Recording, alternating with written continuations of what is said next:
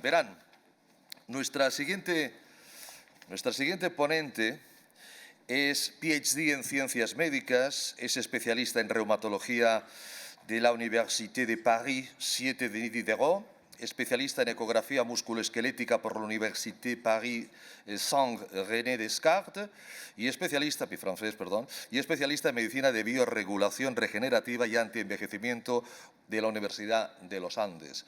Una gran autoridad en toda Latinoamérica, es de las personas de más alto nivel a nivel de todo el tema relacionado con la artrosis. Y ahora también, fíjense, cuántas veces hemos oído ya, desde que hemos empezado esta mañana, hablar de los exosomas. Pues del papel de los exosomas en medicina regenerativa y en la patología condral nos va a hablar la doctora Maritza Quintero, especialista en reumatología y medicina regenerativa de Clínica Exolife, que está aquí. Marisa, muy bienvenida. Bienvenida.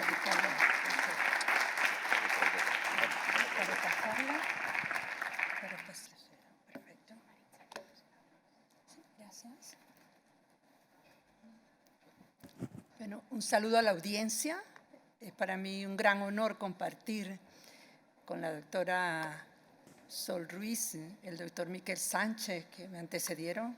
Los felicito por estas excelentes exposiciones que acabamos de oír.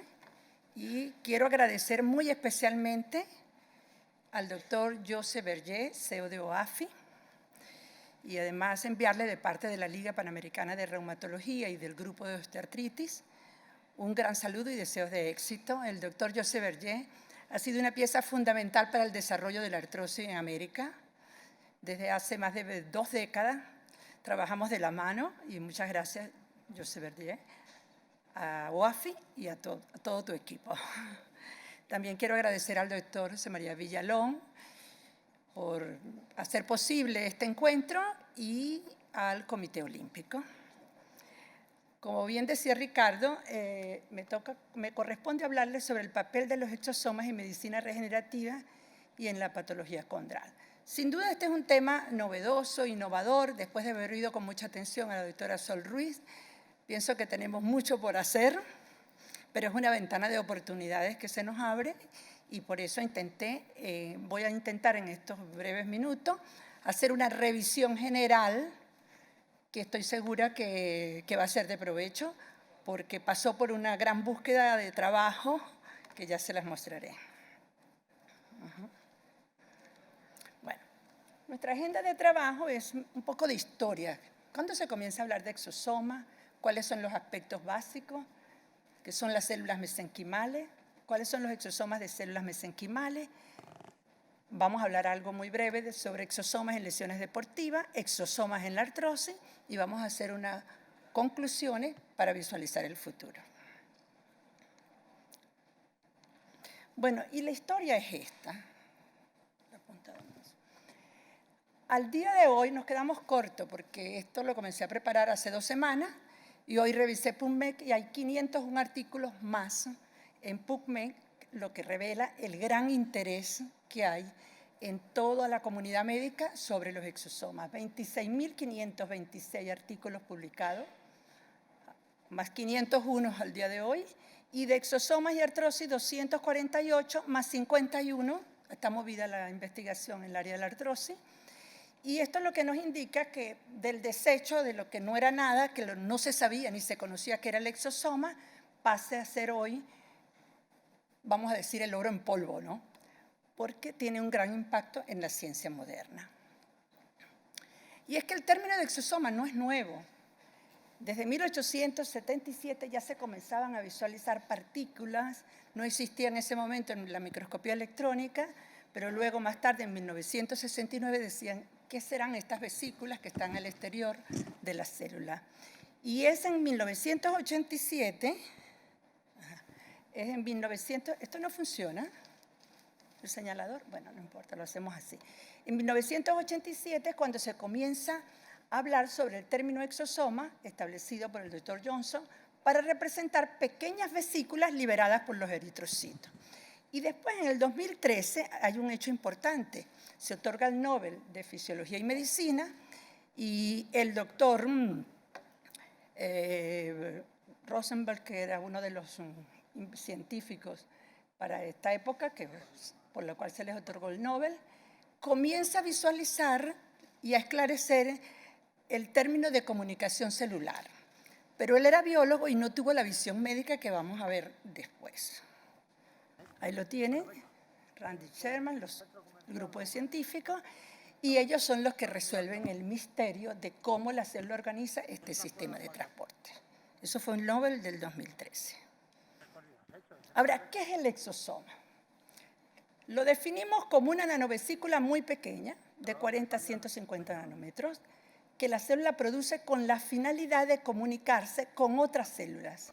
Y por eso hablamos del término de comunicación y señalización celular. Y esto es lo que distingue. Ustedes van a ver que alrededor de los próximos minutos vamos a hablar mucho sobre comunicación celular. Imagínense ustedes, este es el exosoma. El exosoma tiene tres aspectos muy importantes. Él actúa como un GPS o como un radar. Tiene el embalaje, que es la capa bilipídica, o sea, la envoltura. Tiene una dirección, que es el contenido del mensaje que ustedes envían, que está compuesta por proteínas, por moléculas, y tiene esa información, y ahí está el detalle. Eso es lo que lo hace interesante. El ARN, proteínas y otras moléculas, para que ese material entregado por exosoma pueda enviar respuestas de las imágenes de la señalización celular que ocurren en el interior de la célula. ¿Cuál es la utilidad de los exosomas? La utilidad de los exosomas es diversa. Se utiliza como biomarcadores, tanto desde el punto de vista diagnóstico como pronóstico. Se utiliza como vehículos de fármaco. Se utiliza como vacuna. En esta revisión del 2022, es reciente. Incluso hay un grupo israelí que tiene un trabajo de mucho impacto con post-COVID, con CD19, exosomas de CD19. Y lo más importante es la terapia, y la terapia en patología, lo vamos a ver posteriormente. ¿Cuáles son las propiedades ventajosas en el uso terapéutico de los exosomas? El potencial del vehículo farmacológico es el preponderante. ¿Por qué? Porque tiene buena biocompatibilidad, tiene una biodistribución sistémica, son estables en el organismo y facilita todo este medio de vehículo para modificar la superficie y el contenido. Y por otra parte, hay una posibilidad de generar bancos de exosomas. ¿Por qué? Porque tiene una baja inmunogenicidad, porque puede ser factiblemente el uso halogénico y porque podría ser fácil de conservar, refrigerado, congelado y liofilizado. Dentro del grupo de los exosomas, la mayor parte de los estudios que hemos revisado son de células mesenquimales de tejido adiposo. Y las propiedades son muy similares a las de células madres convencionales. Tienen una función autorregenerativa, que quiere decir que tiene la capacidad para dividirse. Son multipotentes porque puede diferenciarse en los diferentes tipos de linaje celular. O sea, si el blanco del tejido que queremos tratar es el cartílago, pues será el condrocito o condroblasto. Si es el hueso, será el osteoblasto. Si es el músculo, será el mioblasto. Y si es la sinovia, será el sinoviocito. Pero además hay muchos artículos también, que no es nuestro tema, en la parte de antienvejecimiento, y en este caso se utilizaría el fibroblasto. Tiene el don de la ubicuidad, y es cierto porque en casi todos los tejidos está presente el exosoma. Los exosomas pueden estar en líquido sinovial, puede estar en la sangre, en cualquier fluido amniótico.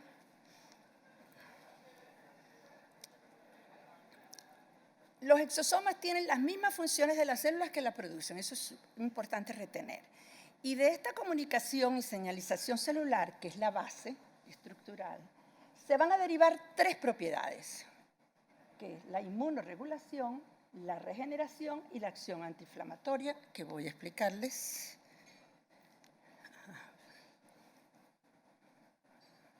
Estos principales mecanismos de las células mesenquimales, tanto en patología como en investigación, se explica a través de estos cuatro. perdón, sí. Se explica a través de estos 4 procesos: inmunorregulación, la diferenciación, sí lo tengo, sí también, gracias. La diferenciación a través de lo que les dije, los diferentes tejidos, la producción de la matriz extracelular y la viabilidad celular. Ahora, ¿qué significa la función inmunorreguladora del exosoma? Es la capacidad de interaccionar con las células inmunitarias. Por un lado, el exosoma inhibe todo lo que es proinflamatorio. ¿Quiénes son los actores fundamentales? El macrófago M1, linfocito TH1, linfocito TH17 y la célula dendrítica inmunogénica. Y por otro lado, estimula el macrófago M2, células dendríticas tolerogénicas y linfocitos T, que son las células antiinflamatorias. De ahí que se pueda lograr un equilibrio y tener este efecto inmunorregulador. Y por otro lado, también el exosoma tiene una función regenerativa. Ustedes ven en la parte superior el tejido adiposo, célula mesenquimal, el exosoma, y aquí nos traspolamos a lo que vamos a hablar posteriormente en la génesis de la artrosis, que es mantener ese equilibrio anabólico, que es el protector, y el catabólico, que es la degradación en este caso, pues hablamos, si lo traspolamos a artrosis o daño estructural, sería regular este equilibrio entre el proceso anabólico y catabólico. Pero además hay otros factores intervinientes: el óxido nítrico, interleuquina 6, factor de necrosis tumoral, las prostaglandinas E2, las metaloproteasas, la interleuquina 10, y contribuye también a mejorar y a modular el potencial de membrana mitocondrial y el número o proliferación de condrocitos y de osteocitos. Todo esto va a contribuir en aras de disminuir la severidad de la enfermedad o mejorar el dolor y función articular, según la revisión que se ha hecho y los artículos publicados. En medicina regenerativa, ¿cómo se obtiene? Este es un esquema, grosso modo, de lo que los artículos señalan, ¿no? Extracción de grasa, procesamiento de la grasa para aislar las células mesenquimales, siembra de células mesenquimales a 37 grados y 5% de CO2 durante 21 días. Después la recolección y concentración del secretoma por centrifugación y filtración, y la conservación del exosoma a menos 80 cuando es banco. Ahora, esta es una revisión reciente de todas las aplicaciones terapéuticas. Y yo vi con sorpresa cuando leí este artículo, y dije, pero es que esto es un mundo, aquí están casi todas las patologías, ¿no? Si bien es cierto, nosotros nos enfocamos en la búsqueda en artrosis, en enfermedades autoinmunes, es una cantidad de artículos que han aparecido en enfermedades oncológicas, tanto utilizándolos como predictores, o sea, en diagnóstico y pronóstico, en fibrosis pulmonar, en estética. Hay también otro sector que lo está trabajando intensamente, en antienvejecimiento, en enfermedades intestinales inflamatorias, en osteoporosis, en diabetes, en enfermedades, incluso en pacientes cardiovasculares que cuando han sufrido un infarto. Hay 2 artículos donde señalan que inyectan directamente exosomas en el tejido. Y la revisión, como decía el doctor, casi todos los artículos al final dicen que son buenos. Pues falta ver, hacerle seguimiento, pero por lo menos se está haciendo, ¿no?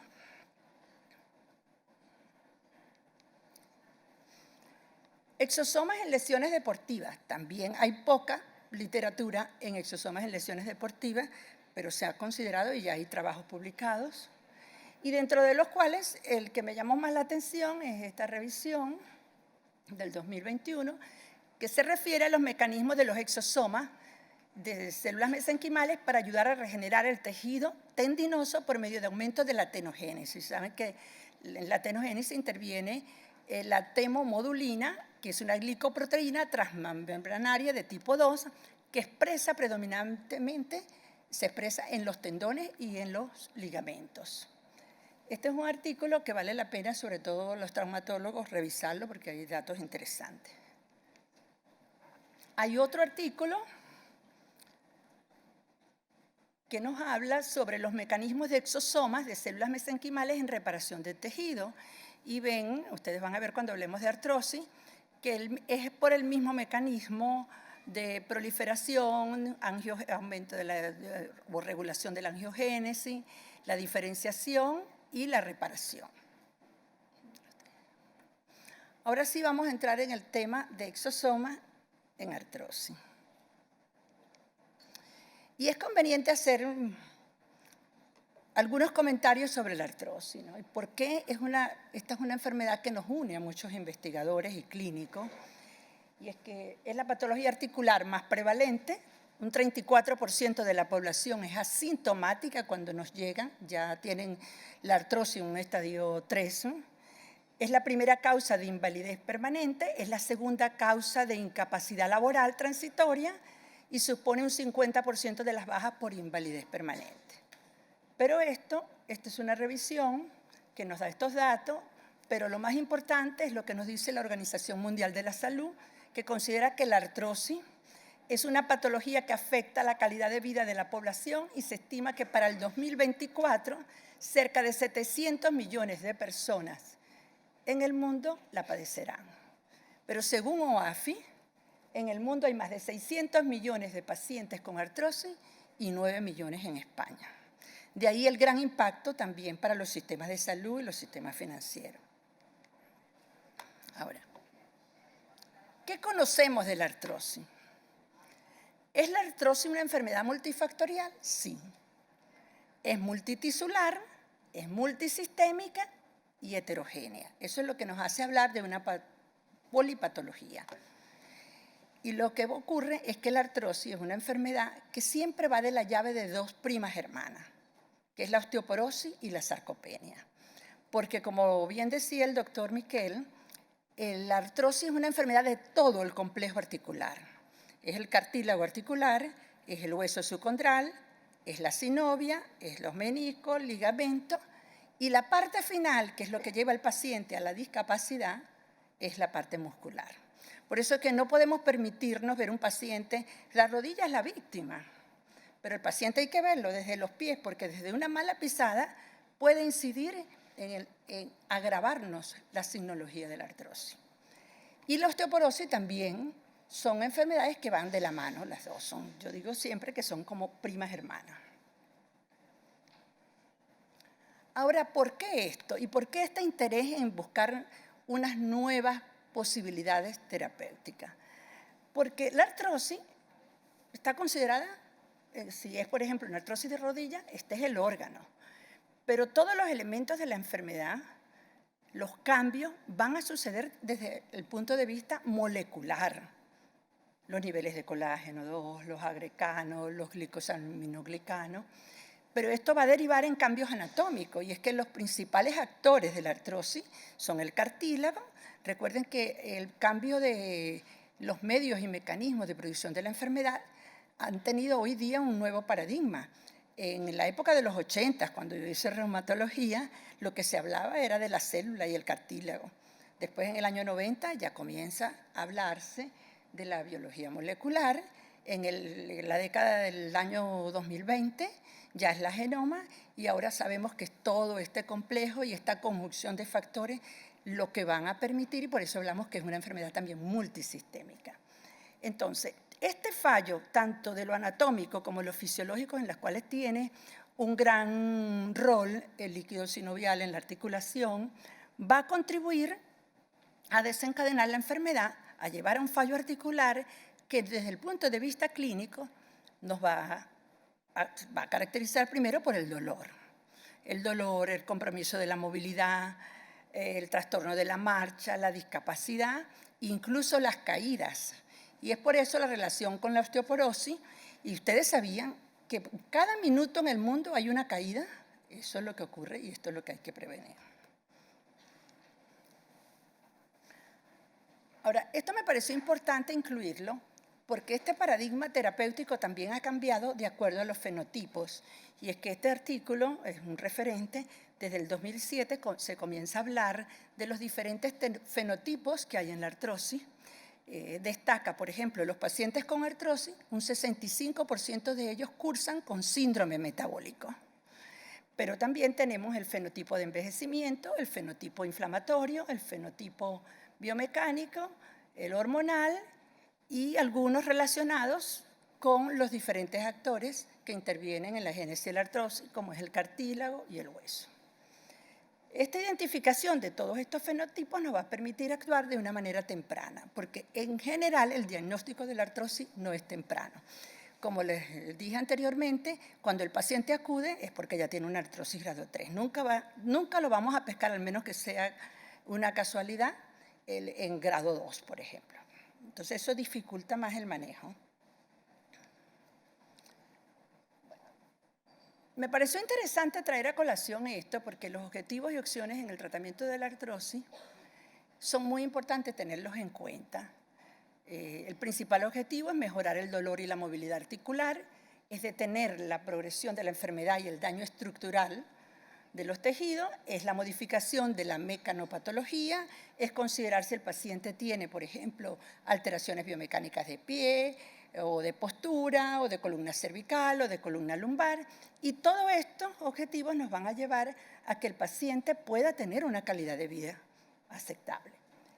Ahora, ¿qué existe hasta hoy? Y eso lo comentábamos en una actividad que tuvimos recientemente con el doctor, donde tuvimos el placer de contar con el doctor Berger, y es que lo que es preocupante es que después de 2 décadas hay muy poca cosa para el tratamiento farmacológico de la artrosis. Si bien es cierto, nosotros tenemos que tener medidas puntuales desde el inicio, la educación al paciente, la dieta, que no tengamos un paciente con una sobrecarga ponderal, el ejercicio, que si necesita un apoyo asistido lo tenga el paciente, incluso cuando es muy severo, para que no se dé otro daño, por ejemplo, un paciente de rodilla puede llegar a dañar seguro su cadera, es utilizar a tiempo los reemplazos articulares. Pero en ese tratamiento farmacológico, si nos vamos a una pirámide, utilizamos los antálgicos, los antiinflamatorios no esteroideos, que hay que vigilarlos por los pacientes con daño renal o saberlo, hacer el uso racional de los AINE, los tratamientos condroprotectores, entre las cuales tenemos el condroitin, tenemos la glucosamina, tenemos inhibidores de interleuquina 1 para el componente secundario inflamatorio de la artrosis, y también los tratamientos intraarticulares, entre los cuales muchas veces de manera muy puntual los esteroides, el ácido hialurónico de diferentes pesos moleculares y el PRP. Eso es lo que hay hasta ahora. ¿Por qué este tratamiento de la artrosis y la posibilidad de tratar con exosomas representa hoy día una esperanza y un desafío? Por la imagen que tenemos a la derecha, porque la génesis de la artrosis desde el punto de vista de su fisiopatología ha cambiado. Y sabemos que ya no es solamente esos actores, cartílago, hueso, sinovia, sino que hay otros factores intervinientes, la apoptosis, la muerte celular programada, el grupo MAC, todos estos factores intervinientes que ustedes ven, el ADAN, la autofagia, de la cual se está hablando con mucha insistencia actualmente, pueden modificar la génesis de la artrosis. Entonces, en este artículo, que es una revisión muy reciente del 2023, enero del 2023, el autor comenta sobre la progresión de la artrosis y los cambios biológicos, bioquímicos y moleculares, y además señala los efectos terapéuticos que pueden existir de acuerdo a todo esto señalado en este proceso patológico de la artrosis. Es interesante ese artículo. Este es un panorama, es una visión global del Clinical Trial sobre lo que está ocurriendo en el mundo en cuanto a los exosomas por continente y país. Me permití agruparlo porque me llama la atención. Bueno, en Norteamérica, 110 trabajos en curso de exosomas. Esto es una revolución, porque hasta ahora no se había descrito en ningún elemento nuevo, novedoso, tanta bibliografía, muchos artículos de rigor, otros menos, pero en general se está trabajando en el tema. Y de ahí llama la atención que Estados Unidos lleva 99 proyectos, de las cuales un porcentaje que les mostraré en una diapositiva posterior, tienen más de la mitad activos. Pero Asia, o sea, China, tiene 55 países 55 estudios en curso. Francia tiene 31, 31, Italia 15 y España 11. Esto es lo que está ocurriendo en el panorama. O sea, más de 400 ensayos clínicos, de las cuales el mayor porcentaje está en América. O sea, esto está dividido por continentes, ya ustedes ven acá. Europa tiene 86, Asia 86 y Norteamérica tiene 110. De esos ensayos clínicos, en la actualidad, ¿cómo se está perfilando? ¿Hacia qué se está orientando? Muchas publicaciones en COVID, enfermedades autoinmunes, en artrosis, enfermedades pulmonares, sobre todo la fibrosis pulmonar, neoplasias, enfermedades oncológicas, enfermedades inflamatorias intestinales y hay un amplio uso porque hay muchos ensayos que se orientan a la parte diagnóstica, a la parte pronóstica, a la parte terapéutica e incluso al seguimiento y monitoreo.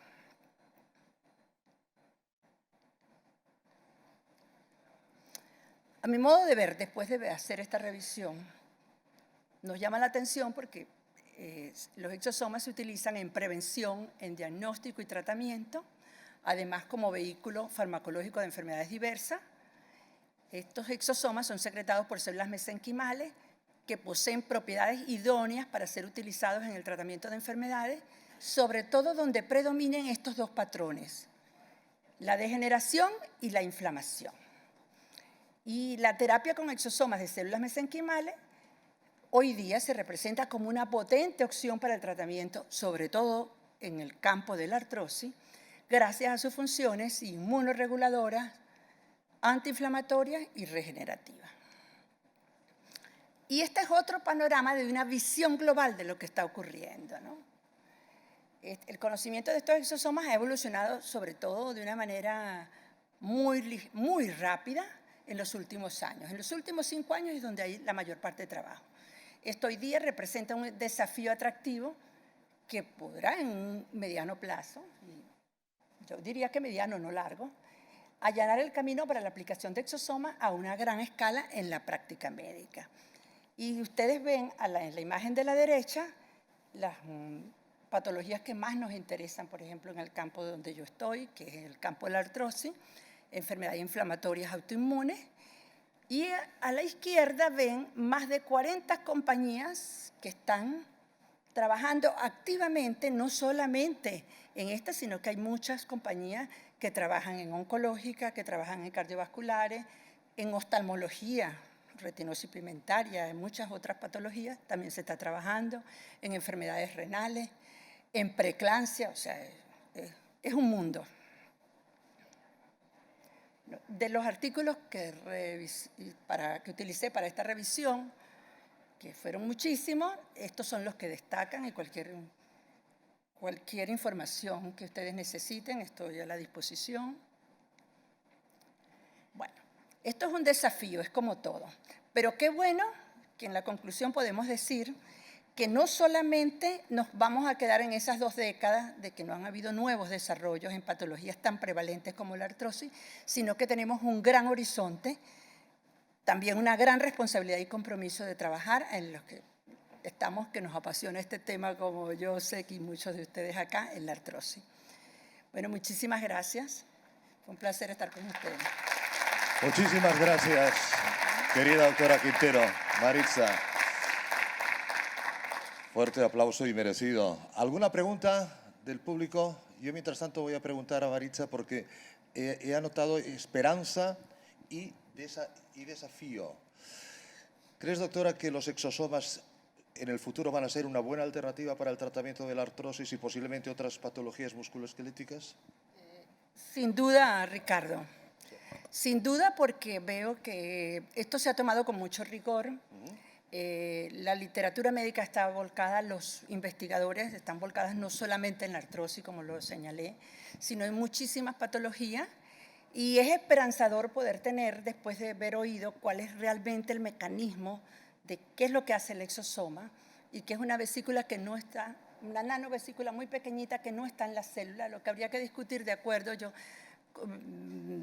fijé mucho la atención a lo que decía la doctora Sol Ruiz y yo digo, ¿dónde estaría el exosoma acá?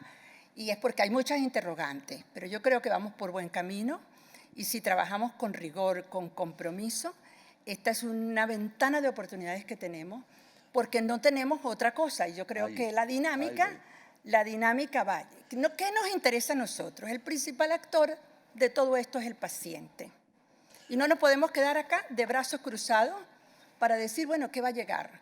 El tratamiento farmacológico, esto no excluye de que tú puedas tener otros tipos de tratamiento, pero si hay que darle una capacidad resolutiva al paciente, ponerlo activo y evitar ese gran costo social y financiero que tiene el Estado en esto, pues mira, son alternativas que yo creo que hay que valorarlas, siempre y cuando las cosas se hagan con rigor, siguiendo una normativa y brindarle todas estas nuevas posibilidades a los pacientes, porque de repente también pasa que tenemos una alternativa quirúrgica, pero ese paciente es un paciente que tiene polipatología y que tiene un alto riesgo y que prefiere no pasar por una cirugía. Entonces yo creo que tenemos que ir reinventándonos y adecuándonos a la ciencia. Y esto no lo puede dudar nadie, que este es un avance de la ciencia moderna, los exosomas. Como bien sabe la doctora Maritza Quintero, una auténtica autoridad en el mundo de la artrosis, lo comentamos siempre con el doctor Vergés en nuestros programas, ¿no? La artrosis parece que no existe, con la problemática y las patologías. Es la cenicienta. La cenicienta, esa es la palabra efectivamente que utiliza el doctor Vergés, la cenicienta. Y dice algo más, es una enfermedad sin glamour. Y entonces eso tal vez hace que las investigaciones no se detengan o vayan hacia otro lado. Y claro, de tratamientos terapéuticos hay tan pocos. Hay tan pocos que, bueno, hay que apuntar el éxito de OAFI y aquí está aquí ahora la doctora Sol Ruiz con los famosos ISADOAS, que se han conseguido seguirlos manteniendo financiados por el Sistema Nacional de Salud. Si tantas personas, 9 millones de personas solo en España. Y yo creo que más, yo creo que nos quedamos ya cortos, ¿verdad? Es que también es el entorno, ¿no? Como padecen artrosis, que provoca esa degeneración, provoca a veces grados de invalidez. No se estudie tanto, ¿no? No se invierta tanto como se hace en otras patologías. Sí, es cenicienta. Yo creo que los próximos años van a ser de una gran esperanza y desafío para darle respuesta a este tipo de enfermedades, que las hemos tenido un poco olvidadas, pero que están ahí. En estos congresos, en eso estamos, trayendo ponentes de primer nivel, de primera calidad, para que luego dentro de unos años digan, ven aquello que decíamos que no habían suficientes patologías o suficientes tratamientos para las patologías como la artrosis, pues nos equivocábamos afortunadamente, porque está la doctora Quintero, está la doctora Sol Ruiz, está el doctor Miguel Sánchez, entre otros, que así lo avalan. Si no hay preguntas, vamos a despedir a la doctora Quintero con el aplauso que se merece. Muchísimas gracias, Maritza. Gracias. Muy amable. Por aquí mejor, por aquí mejor.